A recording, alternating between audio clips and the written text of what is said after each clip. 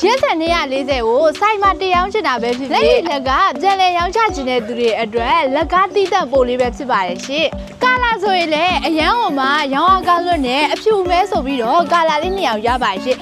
ဘောင်စီခရော့ကတ်တွေလေဘိတ်လက်ကြကိုအထက်100ဈေးဆိုရင်13000နဲ့မှ200အထက်300ဈေးဆိုရင်12000နဲ့မှ800အထက်900ဈေးဆိုရင်12400ဆိုပြီးတော့ဈေးနှုန်းချိုသာစွာဖြင့်ရောင်းချပေးနေပါတယ်ရှင်ကာလာဆိုရင်လည်းအဖြူအမဲဟိုမှာအဖြူကြီးပဲတီးတက်လိုချင်တဲ့သူတွေအတွက်လည်းအဖြူတွေပဲရောင်းပေးသလိုအမဲတီးတက်လိုချင်တဲ့သူတွေအတွက်လည်းအမဲတွေပဲရောင်းချပေးပါတယ်ရှင်သူ့ရဲ့လေဘိတ်လက်ကြအသားကိုလည်းမမေကနီးကက်လေးသေချာလေးပြပေးမယ်နော်ဒါဆိုရင်တော့ဂျက်ဆန်240လေဘိတ်လက်ကြဘောင်စီကတ်တေးလေးပဲဖြစ်ပါတယ်ရှင်